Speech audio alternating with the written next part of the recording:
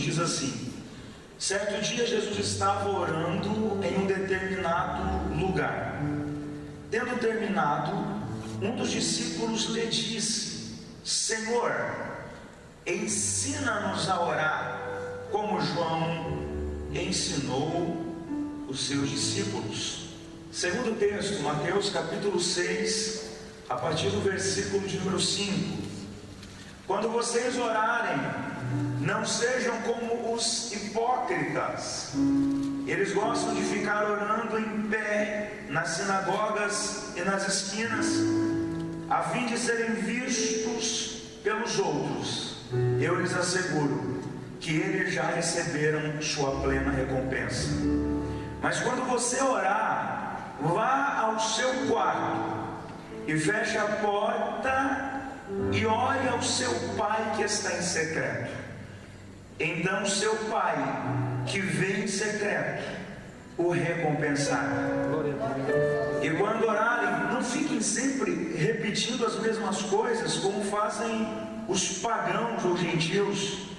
Eles pensam que por muito falarem serão ouvidos. Não sejam iguais a eles. Quer saber de uma coisa? O vosso Pai sabe o que vocês precisam antes mesmo de vocês pedirem. Portanto, vocês orarão assim: Pai nosso que estais nos céus, santificado seja o teu nome. Venha o teu reino. Seja feita a tua vontade, assim na terra como nos céus. Dai-nos hoje o nosso pão de cada dia. Perdoe as nossas dívidas, assim como perdoamos os nossos devedores. E não nos deixe cair em tentação, mas livra-nos do mal. Porque teu é o reino, o poder e a glória para sempre. Amém. Assentados.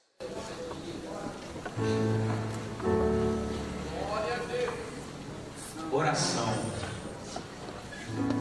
é uma vigília de oração, e eu não encontro um assunto mais pertinente a uma vigília do que falar sobre oração.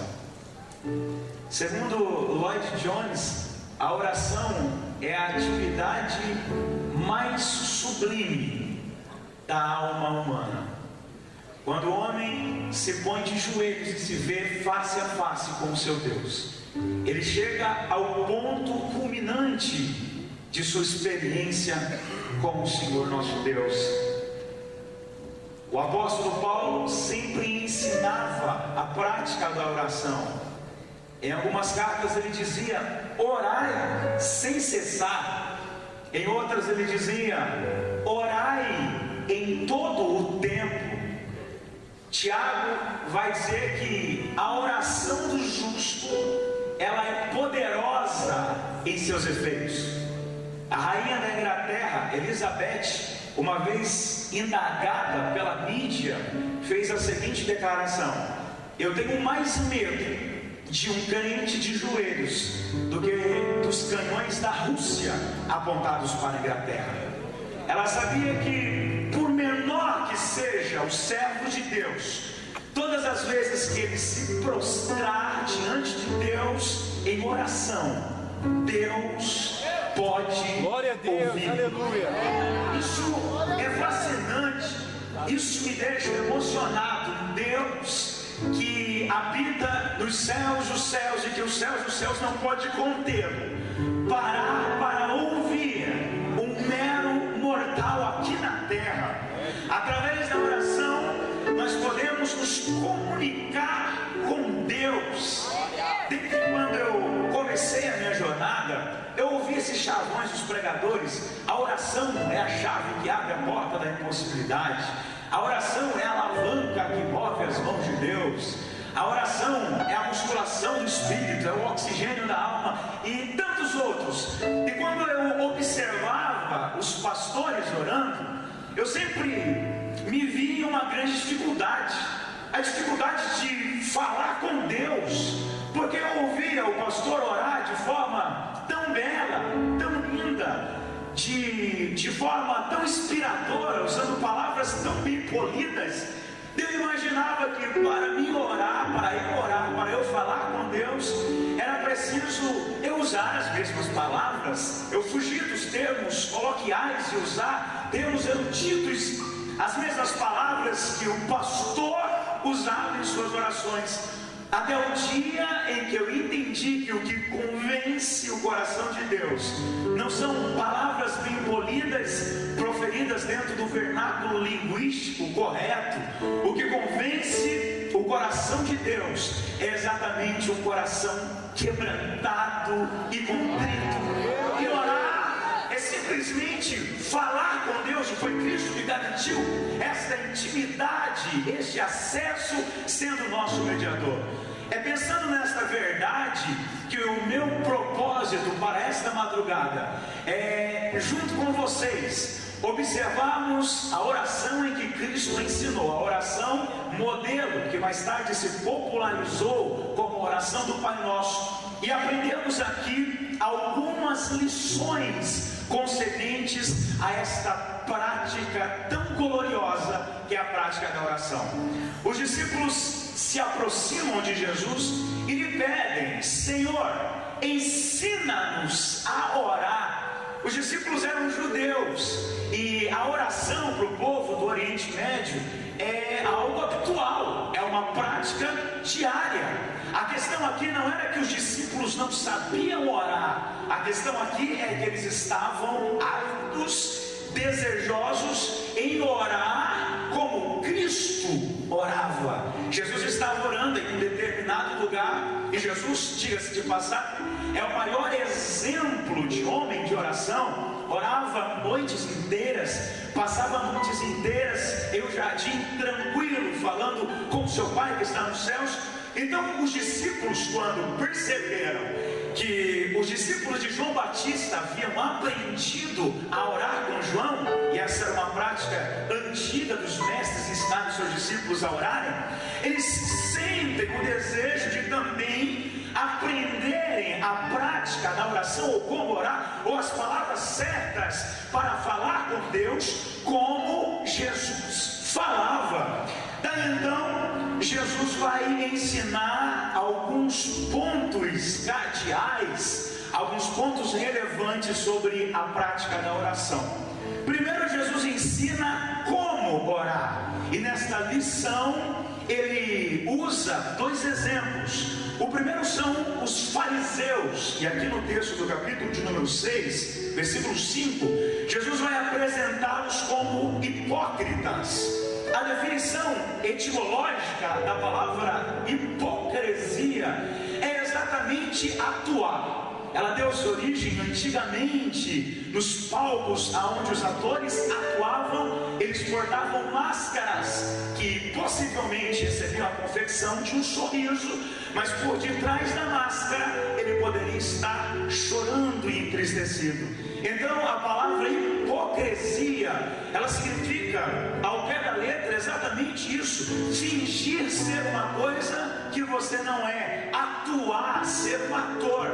Jesus disse: não sejam como os hipócritas. Hipócritas aqui, Jesus estava se referindo aos fariseus. Os fariseus era uma seita popular da época de Jesus, que tinha como seu principal objetivo a observância da lei de Moisés. E todas as vezes que estes fariseus iam orar, eles buscavam lugares estratégicos, como as esquinas, ou ficarem em pé nas sinagogas, para vender uma imagem de espiritualidade, e aqueles que estivessem ao redor e contemplassem eles orando, e disseram, com certeza chegariam a essa conclusão: bom, esses homens são espirituais, esses homens têm uma grande comunhão com Deus, olha como eles oram. Eles oravam publicamente e eles oravam em pé nas sinagogas.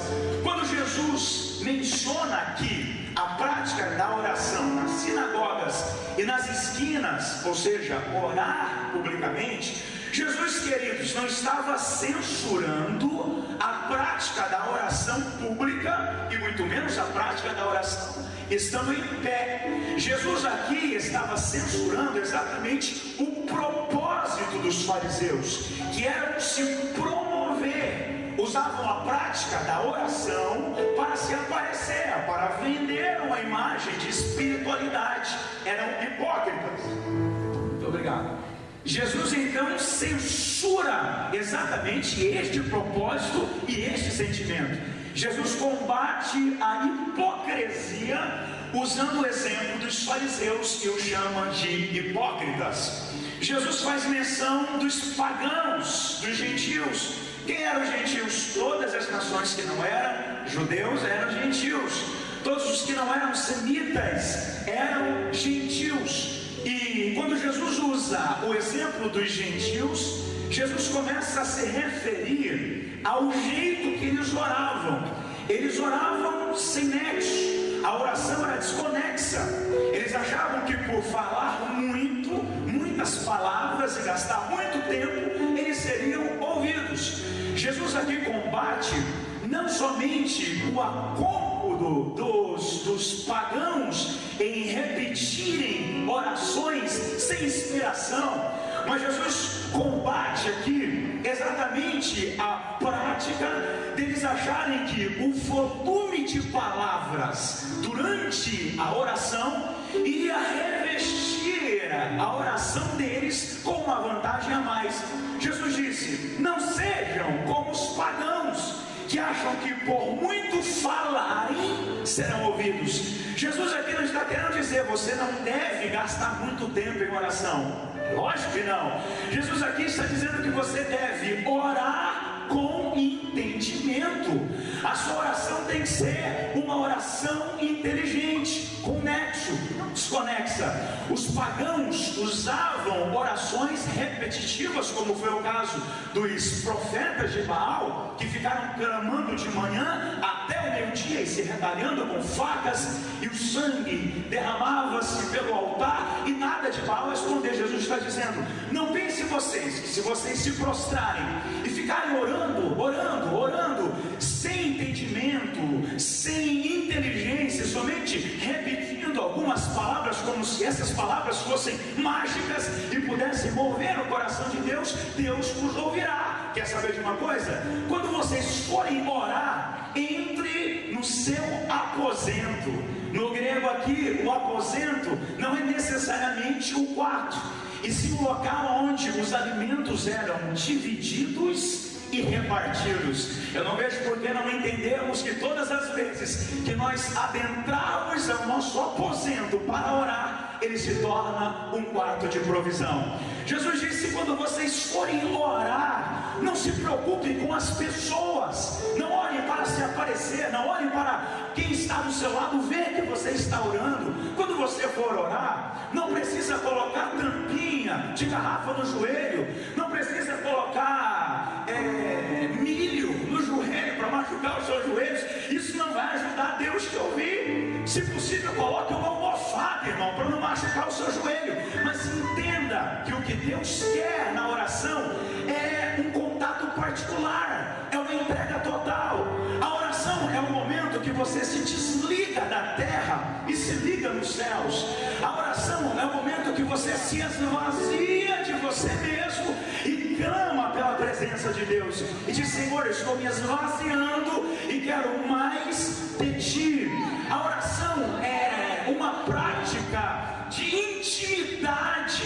Aí Jesus continua ensinando. Depois de Jesus ensinar como eles orarem, Jesus vai ensinar o que eles vão pedir nesta oração. E está aqui a oração modelo, ou a oração do Pai Nosso, assim conhecida popularmente. Jesus não censura o ato da oração ser feita de forma literal, mas o propósito de Jesus em ensinar a oração do Pai Nosso era sumariar alguns pedidos, alguns pontos de extrema importância, relevantes, para te nortear em sua oração, para que a sua oração não se torne uma oração sem nexo, sem entendimento, e você olha e nem sabe por que está orando e nem sabe o que está pedindo. Jesus vai ensinar sobre o que nós devemos orar. Alguns santos da igreja, como Santo Agostinho, como Martinho Lutero, eles diziam que a oração do Pai Nosso é considerada como uma das partes mais importantes de todo o Evangelho. É uma oração toda inclusiva, é uma oração toda especial, uma oração totalmente completa. Jesus vai iniciar esta oração usando uma frase sublime. Olha o que Jesus diz: quando vocês forem orar, vocês oram assim: Pai nosso que estais nos céus. A primeira palavra que Jesus usa é exatamente a palavra Pai. Queridos, esta oração sendo proferida na época de Jesus, por Jesus, diante dos judeus, era uma afronta tremenda. Era inadmissível para um judeu chamar Deus de Pai. Era inadmissível para um judeu se autoafirmar ser filho de Deus. Foi por isso que acusaram Jesus como alguém que havia blasfemado, porque ele disse: eu sou o filho de Deus. Ele se apresentou como sendo filho de Deus. Para vocês terem ideia, os judeus levavam tão a sério esse negócio do nome de Deus, de se aproximar de Deus, que existia um paradigma, existia um padrão de oração. Eles não usavam falar o nome de Yahvé publicamente em qualquer situação, como hoje nós usamos: Deus, misericórdia, Deus tem misericórdia, meu Deus. Jamais eles diriam isso. O escriba, para vocês terem uma ideia, quando ele estava escrevendo uma parte do Antigo Testamento, aí chegava a palavra Jeová, sabe o que ele fazia?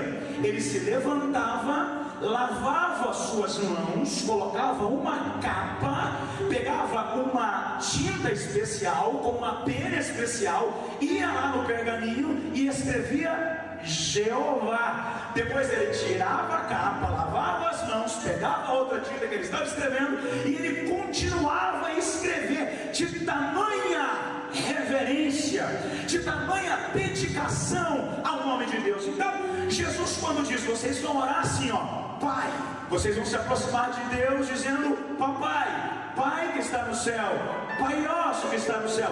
Jesus estava quebrando aquele padrão de oração. Jesus estava quebrando aquele paradigma. Quando Jesus diz Pai nosso que estás nos céus, aquilo era uma afronta para os judeus, mas na verdade Jesus estava antecedendo todas as bênçãos que ele iria garantir na cruz para a igreja que me ouve essa noite. Primeiro, Jesus estava anunciando através daquela oração a prerrogativa que mais tarde a igreja desfrutaria de ser filho de Deus. Olha o que Jesus diz: vocês vão se aproximar de Deus em oração, só que vocês não precisam ter medo e ficar com medo de abrir o coração ou decorar uma oração do Antigo Testamento para fazer você. Não, vocês são filhos, então vocês vão chegar diante de Deus e vocês vão ter acesso, vocês vão poder usar esta palavra: Pai nosso que estais nos céus. Deixa eu explicar uma coisa: todos nós, quanto criaturas de Deus, o mundo inteiro são filhos de Deus, quanto criatura, mas só quem recebe Jesus se decide, se torna filho de Deus. João 3,16 diz assim, ó: porque Deus amou o mundo de tal maneira que deu o seu Filho unigênito, Filho único, para morrer, para que todo aquele que nele crê não pereça, mas tenha vida eterna. Ou seja, Jesus vem e ele é o único Filho de Deus, o unigênito. Aí em Hebreus, capítulo de número 1, depois que ele morre, ressuscita e adentra aos céus, ele não é apresentado mais só como o unigênito, ele é apresentado como o primogênito.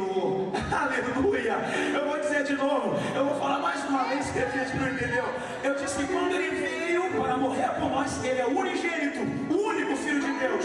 Aí ele morre e ele ressuscita, e quando ele está adentrando ao céu, ele diz: Pai, eu não sou mais só o unigênito, eu sou o primogênito, o primeiro de muitos, porque eu vim para o que eram seus, mas os seus não me receberam, mas todos quantos me receberam e deram o meu nome, eu tenho direito de serem feitos filhos de Deus. Sabe o que você é, queridão? Você é filho de Deus. O que me chama a atenção é que o texto vai dizer Pai nosso. Entenda que não é Pai meu, é Pai nosso. é coletivo. Subentende-se que Deus tem milhares de filhos, e subentende-se também que nós fazemos parte de uma grande família. Somos irmãos em Cristo Jesus e fazemos parte da família de Deus, e nós temos um Pai. Ele não é só Pai, mas é Pai nosso. O texto ainda vai dizer: Pai nosso que estás nos céus. Ele é um Pai, porém não é um Pai terreno, Ele é um Pai celestial. Agora, quais são as diferenças de um Pai terreno e do Pai celestial? Talvez você não teve nada abismal, gritante, entre os pais terrenos e o Pai celestial. Enquanto os pais terrenos às vezes optam por fazer a segregação de filhos, existe pai que tem um filho favorito, que trata o filho com indiferença, ou existem pais que deixam de dar disciplinas que são necessárias aos seus filhos. O nosso Pai Celestial não tem filho favorito. O nosso Pai Celestial não trata ninguém com indiferença. O nosso Pai Celestial não despreza filho algum. O nosso Pai Celestial não esquece de castigar um filho quando precisa,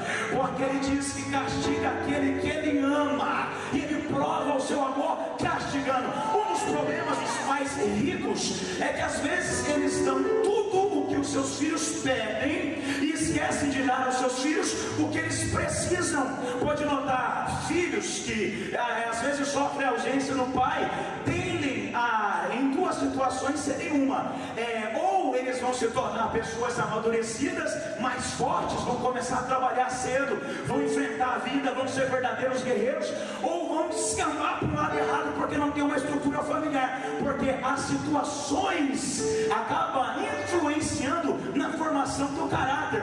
Então, quando o pai rico dá tudo o que o filho pede, ele está privando o filho de entender que a vida não é assim. Haverá momentos da vida que você vai querer uma coisa que você não vai poder ter. É por isso que eu digo que o nosso Pai, Ele sabe dar o que você pede, mas Ele sabe também não dar aquilo que você pede, que acha que precisa, mas não precisa coisa nenhuma, e Ele não deixa de dar aquilo que você precisa, porque Ele é o nosso Pai celestial, é um Pai perfeito, e nós podemos, através da oração, desfrutar desta comunhão gloriosa com Ele. Jesus, gente, vai iniciar os pedidos. Qual é a estrutura desta oração do Pai Nosso? Ela é dividida em 6 petições. Existem algumas controvérsias entre os teólogos que dizem que mais livrai-os do mal, livra-os da tentação e livra-os do mal, sejam 2 pedidos. Há quem diga que sejam 2, totalizando 7 petições, e há quem diga que são somente 6 petições. Mas o que eu acho mais interessante é não nos atermos à técnica do texto, mas à essência do mesmo. Por exemplo, é bem mais instrutivo nós observarmos as sequências em que estão os pedidos do que a quantidade dos mesmos. Por exemplo, os 3 primeiros pedidos que Jesus vai ensinar aqui, eles estão relacionados ao reino de Deus, e os outros 3 últimos pedidos estão relacionados à necessidade humana. O primeiro pedido que Jesus ensina aos seus discípulos a fazer é exatamente este: Pai nosso que estás nos céus, santificado seja o teu nome. Quando a primeira vez que eu li a oração do Pai Nosso na Bíblia, depois que eu aceitei a Jesus e eu comecei a analisar este pedido, uma pergunta começou a me intrigar. Eu comecei a analisar esse texto e a perguntar comigo mesmo: será que Deus não é santo o bastante ao ponto de nós precisarmos pedir ao Pai do céu que santifique o seu nome? Será que um mero mortal, pecador, dotado de falhas, ele tem esta condição de pedir a Deus que o seu nome seja mais santo ainda? A grande verdade é que quando Cristo ensina aos seus discípulos: orem pedindo, Pai nosso que estás nos céus, santificado seja o seu nome, não é que Deus quer que o seu nome lá no céu seja mais santo. A santidade de Deus é tão grande que o ser humano é consumido diante da mesma. Ele não precisa ser mais santo, ele já é santo, 1000 vezes santo.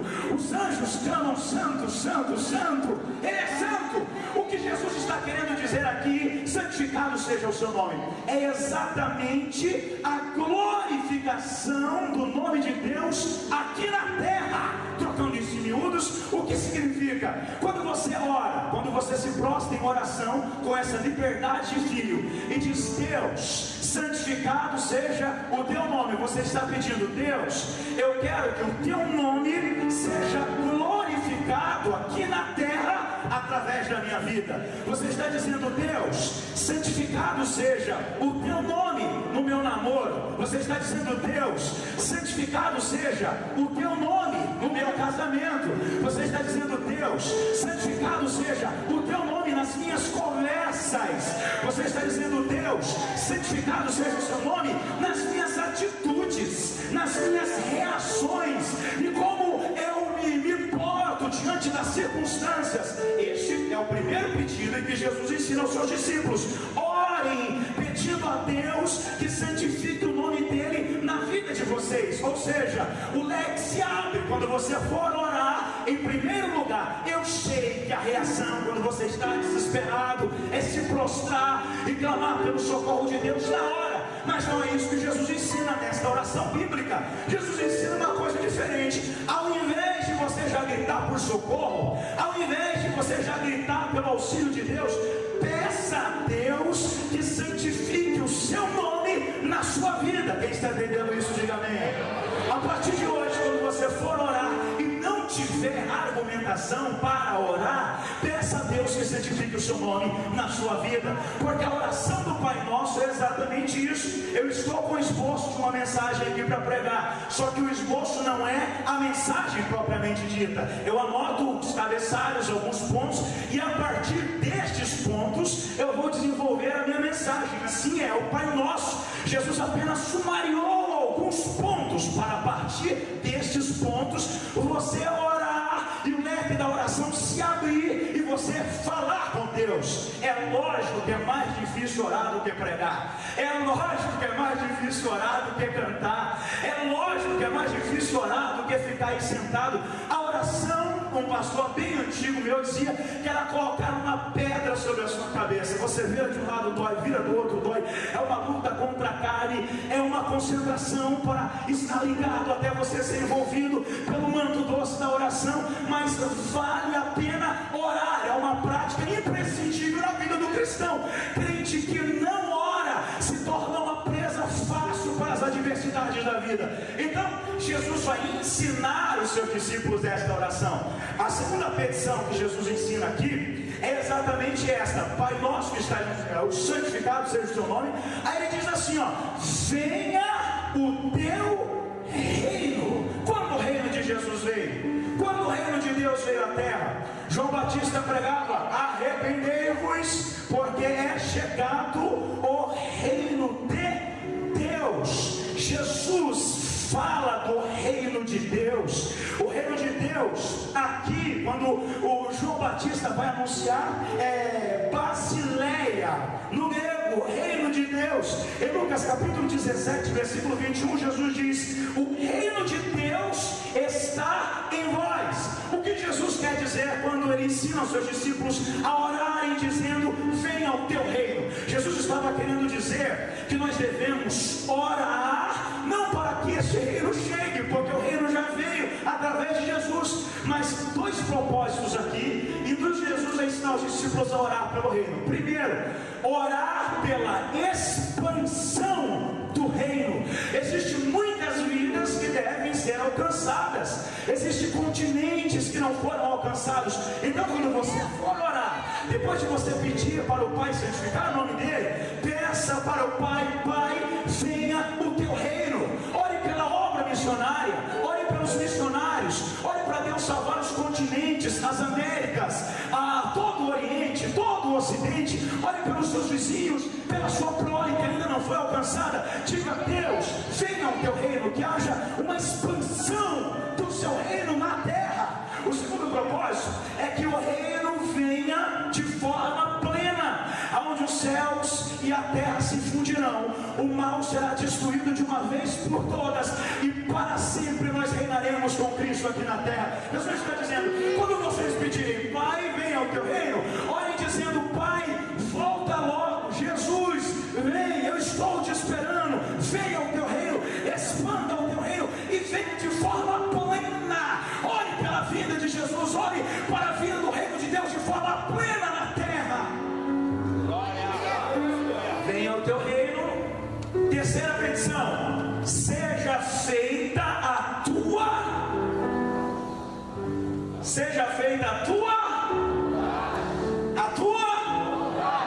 Deus tem uma vontade, amém? Deus tem uma vontade.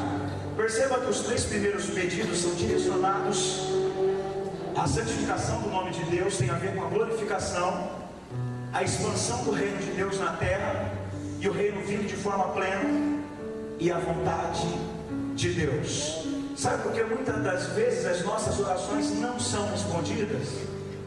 Porque os nossos desejos exprimidos nas orações simplesmente não se fundem com a vontade de Deus. Quando Jesus disse, orem pedindo a vontade de Deus, Jesus está dizendo, sejam inteligentes, recorram à Bíblia, busque orientação no manual que é a palavra de Deus, e entenda qual é a vontade de Deus. Outro dia uma jovem me procurou e disse, eu estou gostando do moço, Denis, só que ele não é da igreja, mas eu já tentei com tantos moços da igreja e não deu certo, eu vou tentar com ele. O que você me fala? O que a Bíblia fala disso? Eu falei para ela, não precisa nem usar texto bíblico. Há um texto bíblico que se encaixa plenamente na situação. Pegue um jugo e coloque em um animal velho, e do lado do animal velho um animal mais jovem, e você vai perceber o que vai acontecer. O velho até vai começar bem com o jovem, mas daqui a pouco ele vai se cansar. Por quê? Porque é jugo desigual. Como eu entendo a vontade de Deus? Fala a palavra, ore a Deus. Todas as vezes que você fizer uma petição a Deus, diga, Deus, esse é o meu pedido, mas que seja feita a tua vontade, porque eu sei que a sua vontade pode trazer dor, a sua vontade pode trazer tormento, mas ela será o melhor que o Senhor tem na minha vida, e lá na frente eu vou perceber que o que o Senhor fez é a coisa mais maravilhosa do mundo, porque Deus sempre tem razão. Na hora você pode achar que é uma ignorância de Deus, é a resposta de Deus, porque o que Ele faz agora às vezes fica turvo aos seus olhos, porque nós somos naturais, mas lá na frente você começa a contemplar que Deus é perfeito, que os seus caminhos é perfeito, e que Ele está dizendo não para você hoje, porque o que Ele tem para você é bem maior, é bem maior, é bem melhor do que você está pedindo. Jesus no jardim, lá no Getsemane, Monte das Oliveiras, Ele disse, Pai, como homem, se for possível, passa de mim este cálice, mas como Deus, Ele disse, todavia, não seja como eu quero, mas como tu queres, seja feita a sua vontade. Paulo em Romanos capítulo 12, versículo 2, ele disse, e não vos conformeis com este mundo, mas transformai-vos pela renovação do vosso entendimento, e assim vocês vão poder provar a boa, a perfeita e a agradável vontade de Deus. Seja feita a sua vontade, assim na terra como ela é no... São 3 petições referentes ao reino. Aí o texto dá um pulo do céu e cai direto na terra, no pão nosso. Que coisa linda, meu Deus. Ele é Deus, a sua vontade é absoluta, Ele está entronizado entre os querubins, a vontade dEle permanece, o reino dEle é prioridade, o nome dEle é prioridade, mas Ele não se esquece dos seus pequeninos. Na mesma hora que Ele está lá no céu, a sua vontade seja feita na terra como é no céu. Ele dá um pulo do céu e vem parar na terra, no pão nosso de cada dia. O pão nosso de cada dia nos dai hoje. A primeira verdade que eu aprendo aqui é que Deus se importa com os pormenores da nossa vida. Denis, outro dia eu assisti uma pregação que eu não posso pedir nada a Deus. Conversa tola é essa, irmão. Você pode sim pedir a Deus sobre as suas necessidades básicas. Você pode apresentar a Deus o seu curso, você pode apresentar a Deus uma porta de emprego, você pode pedir a Deus um automóvel que seja para a glória de Deus, porque tem gente que quando anda de a pé, vem para a vigília, pega ônibus, aí ganha um carro, coloca o adesivo Jeová da tua obra, desaparece da igreja, desaparece dos cultos, desde que seja para a glória de Deus. Você pode apresentar as suas necessidades básicas diante de Deus. Você pode dizer: Deus, eu quero fazer uma faculdade, me dê condições. Você pode dizer: Deus, eu estou pagando aluguel, esse mês apertou, entra com providência, tu és o Jeová Jireh. Você pode apresentar a Deus as suas necessidades, então as apresente, seja conhecida as suas necessidades diante de Deus através das suas orações. Quer saber de uma coisa? Deus se importa com os pormenores da sua vida. Todos os fios dos seus cabelos estão contados por Deus. Jesus disse: olhai para as aves dos céus, elas não semeiam, elas não colhem, elas não cegam, contudo o vosso Pai Celestial cuida delas.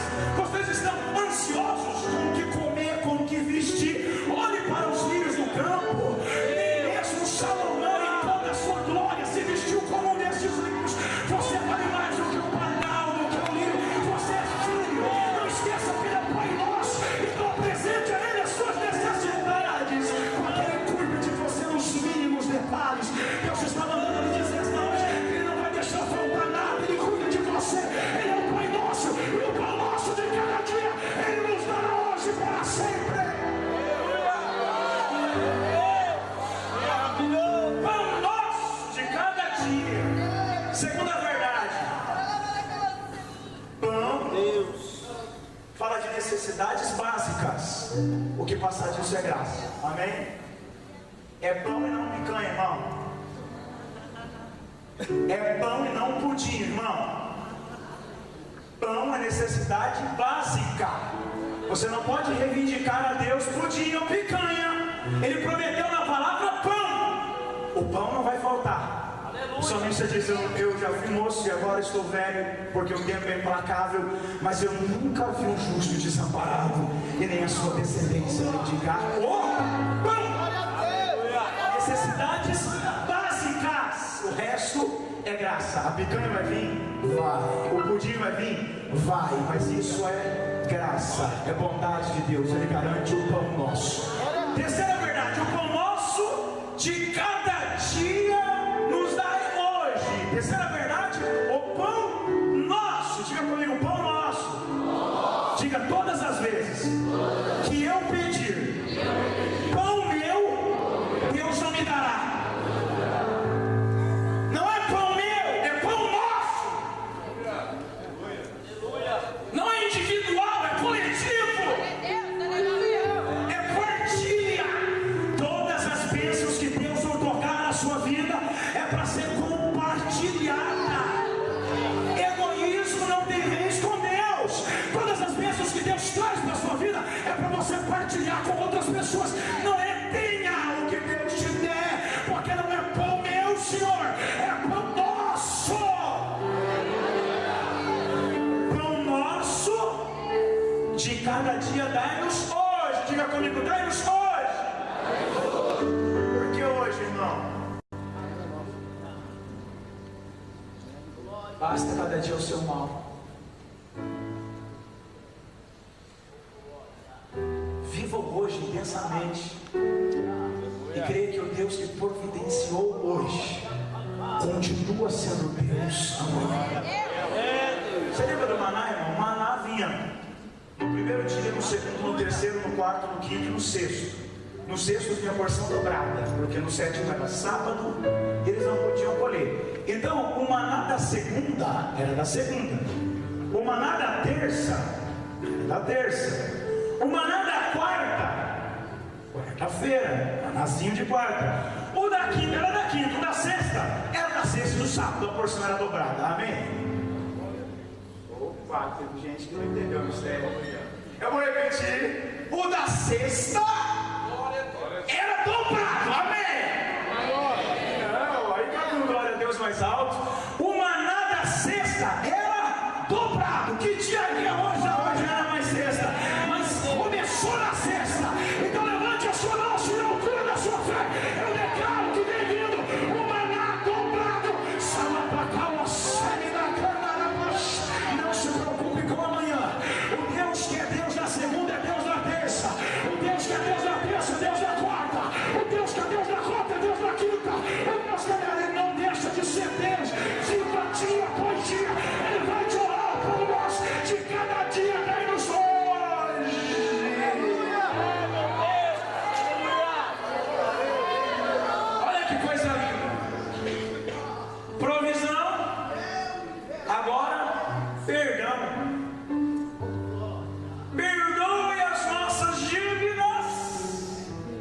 assim como nós perdoamos os nossos devedores. Dívidas ou ofensas, todos nós éramos devedores. E não tem dinheiro do mundo que pague a dívida da humanidade. Éramos devedores diante de Deus. Mas Jesus pagou o preço desta dívida e nos inocentou. Nós não podemos condicionar, preste atenção para você entender, o perdão de Deus à nossa atitude de perdoar, porque isso seria legalismo. Se o perdão de Deus está condicionado ao seu perdão, Deus só vai te perdoar se você perdoar alguém. O verso 14 implica na parábola do credor incompassivo, porque quem é perdoado não tem dificuldade de perdoar. Quem uma vez foi perdoado por Deus, ele não tem dificuldade em liberar o perdão.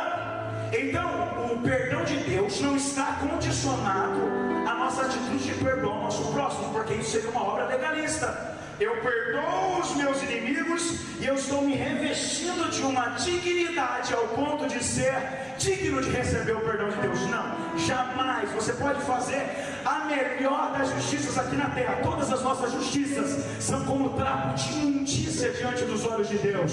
Nós não somos dignos de absolutamente nada. A mensagem aqui não está dizendo: Senhor, perdoa as nossas dívidas porque eu perdoei os devedores. Não, perdoa assim como eu tenho perdoado. Não é porque eu perdoei, é como eu tenho perdoado. Se ele estivesse ensinando, perdoa porque eu perdoei, seria legalismo. O Senhor só vai te perdoar porque você fez algo para ser digno disso. O perdão de Deus não provém de suas vantagens, de seu ato de justiça, das suas boas obras. O perdão de Deus é oriundo da graça de Deus sobre a sua vida.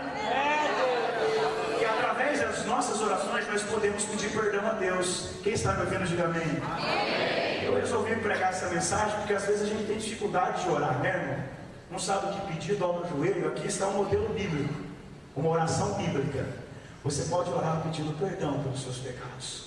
Todos os dias nós pecamos no falar, no olhar, no pensar, através de atitudes, ações, obras. Paulo disse que todos pecaram e destituídos estão da glória de Deus.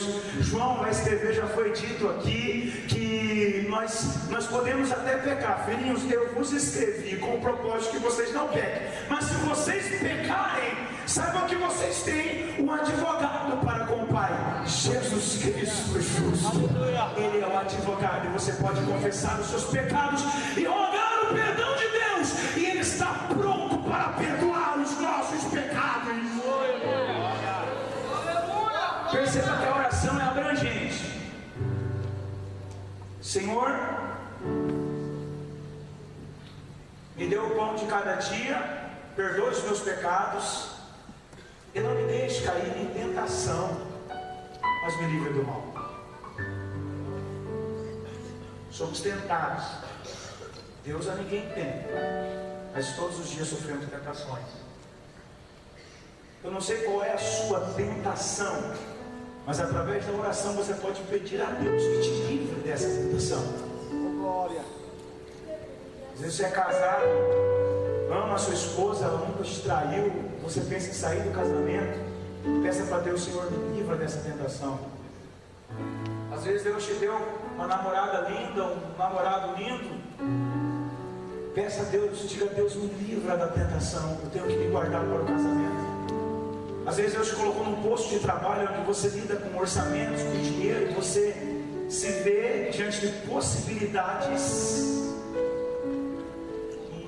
e se o seu problema é dinheiro, às vezes você se vê também tentado, mas peça a Deus que me livre da tentação. Perceba que a oração do Pai Nosso, ela é completa, ela é toda inclusiva. Pão para o corpo, perdão para a alma e proteção para o espírito. Glória a Deus. Pai Nosso que está nos céus, santificado seja o teu nome. Oh, Deus maravilhoso. Quaisquer que for as áreas da nossa vida, venha o teu reino. Que o teu reino se expanda, Senhor. Que ele venha de forma plena, Senhor. Que ele se manifeste de forma plena. Seja feita a tua vontade, Senhor Deus. Eu quero a tua vontade. O pão nosso de cada cada dia, o pão, não o pudim, dá-nos hoje. Perdoe as nossas dívidas, assim como nós temos perdoado os nossos devedores. E não nos deixe cair em tentação, mas livra-nos do mal. Eu quero declarar que o Senhor vai nos livrar de todo mal. Eu quero declarar que o Senhor está guardando a sua vida esta noite. Eu quero declarar que a sua vida de oração nunca mais será a mesma.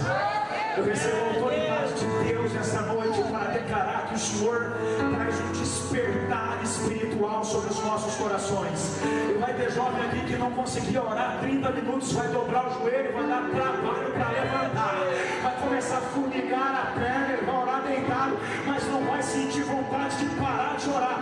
Deus vai te envolver no manto doce da oração.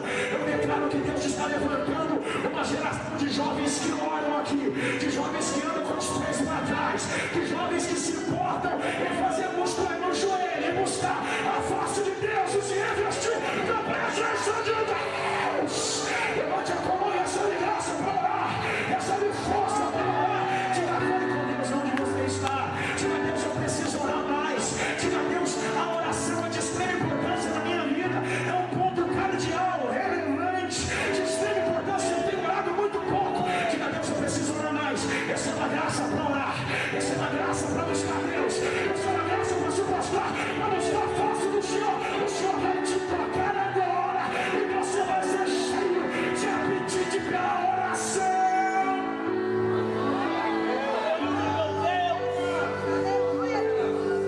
Levante a sua mão e diga, porque teu é o Rei, o poder e a glória para todos sempre. Ele é o Rei, a Ele pertence o poder e a glória. Esteja sobre os seus pés, com a permissão do pastor, dos líderes, fica de pé, jovens. Oh, Deus maravilhoso, aleluia! Só o Senhor é Deus. Aleluia, meu Pai.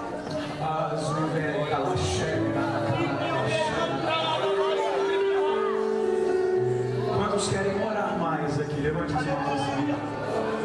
Eu quero te convidar a sair do seu lugar e a vir aqui diante do altar de Deus. Dê um passo do seu lugar. Eu sei que o espaço é pouco, mas venha aqui na frente. Venha.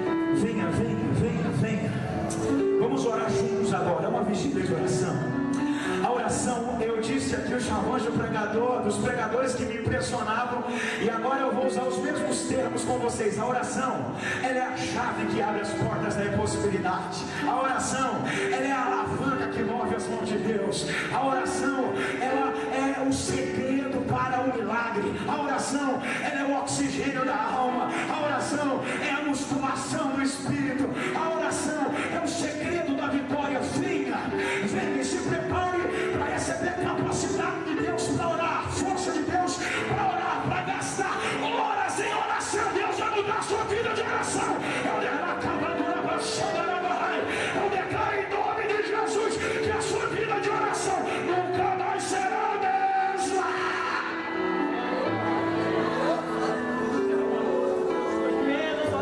Oh, aleluia! Você vai ligar para Deus. Olha aqui para mim, irmão. Tem amigo que se você ligar uma hora dessa, não vai te atender de jeito maneira. Aí no outro dia você encontra ele vai te dar